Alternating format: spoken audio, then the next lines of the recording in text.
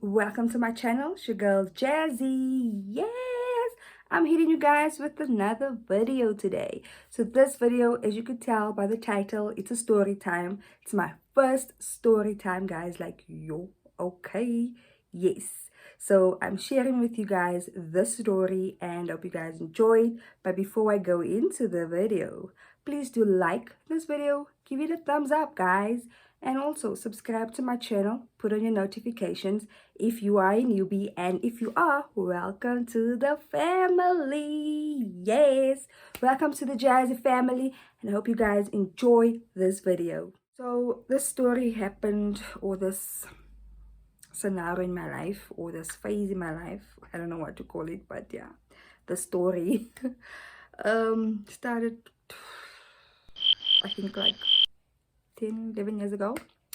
So the people that knows me will know that I was a teenage mom.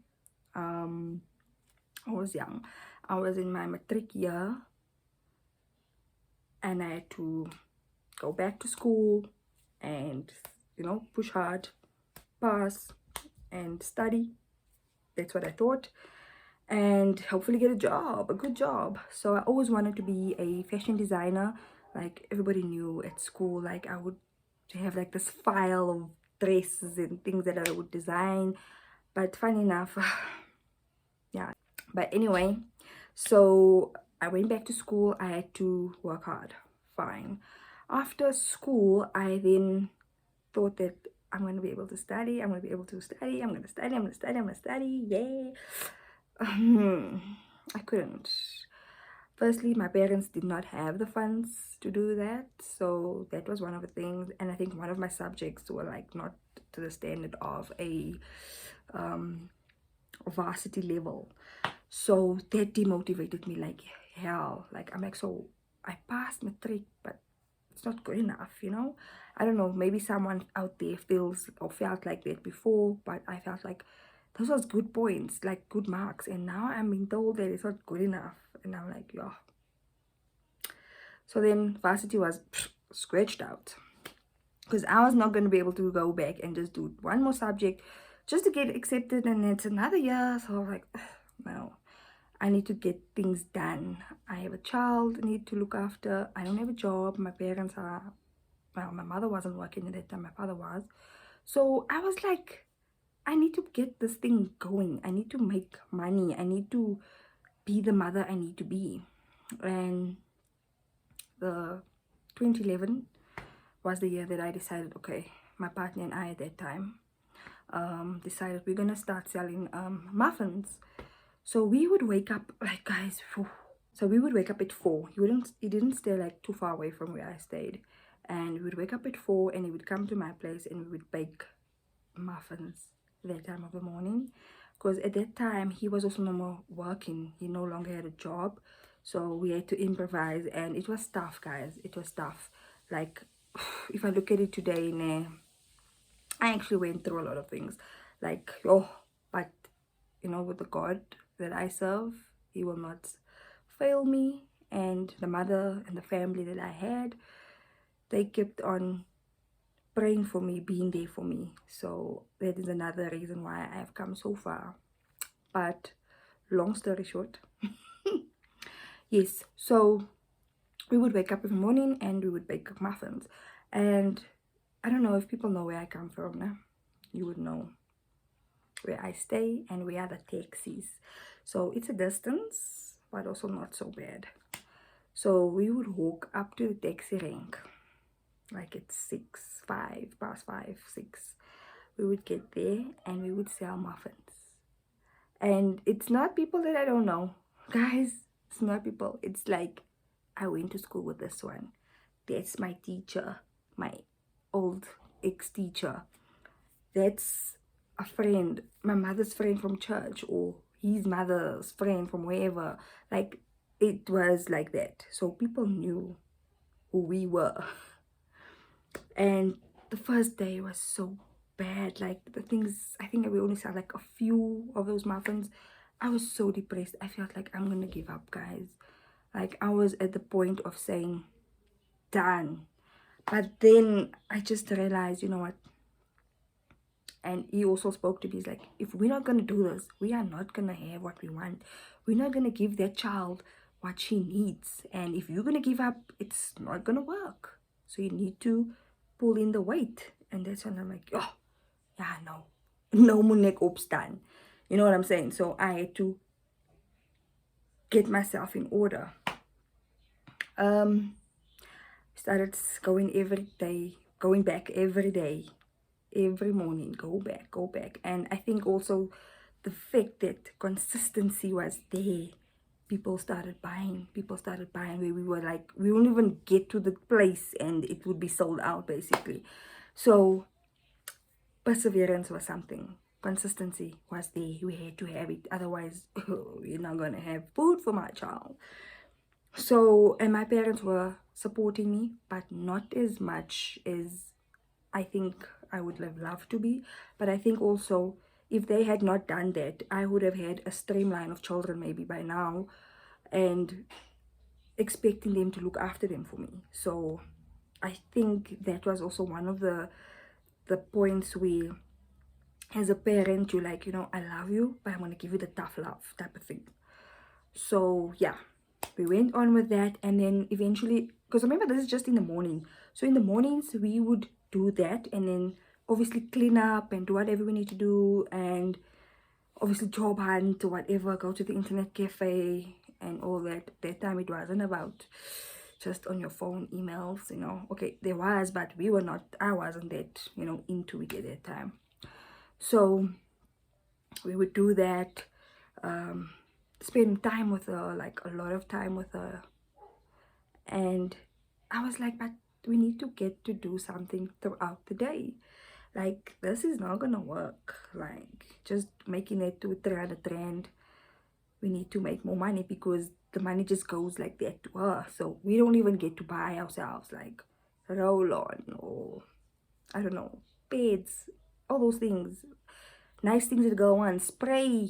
So I was like, you know what, we need to push and we have to do something else.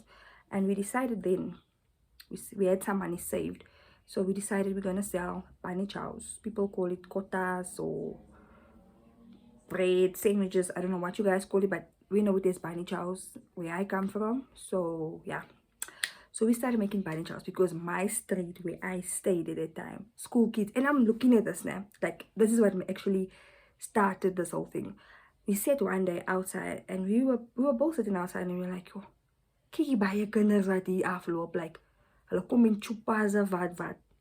I'm like, and he's like, and you're like, and we started selling bunny chows. That's how it started. So we saw an opportunity, because that street was like this, because they would walk into that, past that street every day, morning and afternoon. So that was like, this is what's going to keep us busy, and this is going to give us that choing. Okay, so we started the business, everything was going good, like guys, it was pumping. But the one thing that I think also brought everything crumbling down was, we were not communicating anymore. Like, it was just getting it done. So I think that's also what killed the whole situation. The communication was not there anymore. So what I did was, I continued selling my Avon, because that's something I also started. I was selling Avon, I was selling Justine, Evro Slane. Guys, like, if you can ask anyone that knows me, you can ask them, what did Giselle not sell? Like, guys, so I did all that, sold that, and then eventually I said, you know what, I can't do this alone anymore, because now we now no longer together. We now eventually broke up. So I'm like, I can't continue doing this alone. You need to do it with two people, you know. My mother was not like really in for it. She helped a bit, but then, you know, things started getting hectic. And I'm like, I can't do this. I need to do something. So I spoke to my dad. I asked him, because he worked at the movies at that time. He was a manager. So yeah, you guys would probably think, why didn't you get your job there? Like, life is not like that, guys. Life is not like that. Die and drug story. Hi, shame. Not in my life. No, maybe in someone else's, but not mine. So yes, So I asked my dad, like, isn't there a job there? And like, and he's like, we'll check. And you know, my dad got me a job, nah? But he got me a job at Spur, Trade Route Mall. Yeah. I started that job. I was ready. I didn't know what to expect. And you know what? Till this day, whenever I go out, no matter what my situation is at that time, I tip the waiter or the waitress. I tip them according to my bill. You understand? So I've worked there. I had to basically work on commission, just commission. There was no basic for me. Training phases. So I had to get myself there every day. They give me one t-shirt. They gave me one t-shirt, guys. I had to come back from work. Nah? Wash that shirt out. Because remember, you were busy with food. People were messing on you. Wash that shirt, Nana. Hey. Hang it out. You know, when you, I don't know if you did this in your life, nah, where you took your school socks and you put it in a towel, it's wet, and you spin it. That's what I had to do with my shirt. I had to spin it, and iron it, and then hang it up, and then I go sleep, and I will spend time with my child. So yeah, every day. There were times when my father did not work, where he was off, and I had to take a taxi going, and going was like hectic. You wait, I don't know if you guys know, Enidal taxis. Baba. So I would have to like leave the house 2 hours in advance for this job. Yes. Eventually, my one sister told me, you know what, let's go for an to Kaale or Quest, I can't remember. Let's go, whatever, they're looking for people. I'm like, you know what, nah, I don't care, we're going. And from that day, I never went back to Spur. Obviously, I gave them like a notice. Not even a notice, I like told them I'm not gonna be able to come back, what. And then we went to Kaale. I just said, you know what, this is going to be my breakthrough. This is my breakthrough. You know, when you feel something's going to be like work right out for you, like it's going to work out for you. That's exactly how I felt. I'm like, you know what, let's go. We went, the two of us. I'll never forget. We both basically got approved or got the job. They said, no, it's a temp job. What. I'm like, you know what, I don't care. Just give me the job, please. So she ended up not taking the job, and I took the job. She decided to take something else, and yeah. Long story short, today I'm working. I still have that job or that I'm still working for that same company I worked then. So guys, yes, there were times I felt like I'm gonna give up, even now while I'm working, having this job. But then I always take myself back and like, Jazzy, remember where you come from. You had nothing. You had to hustle. You had to sell things. You had to convince people. You have to clean up after people, you know.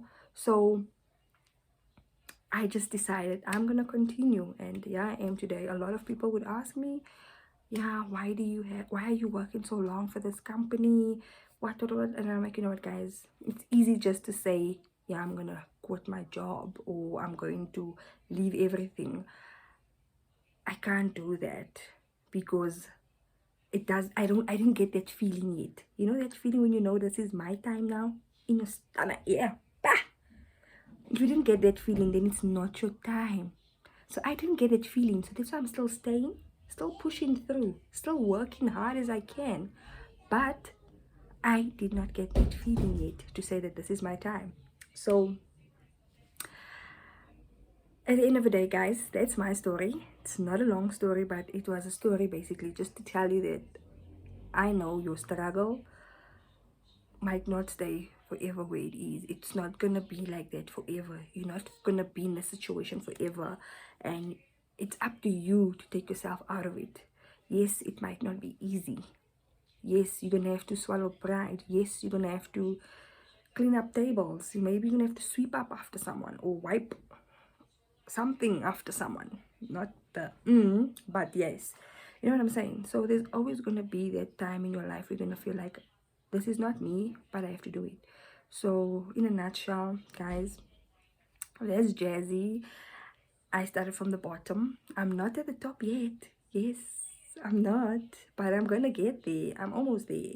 But I push myself every day, and I think telling another woman out there, another teenager, that whatever your situation is now, it's not permanent. It's not gonna stay there forever.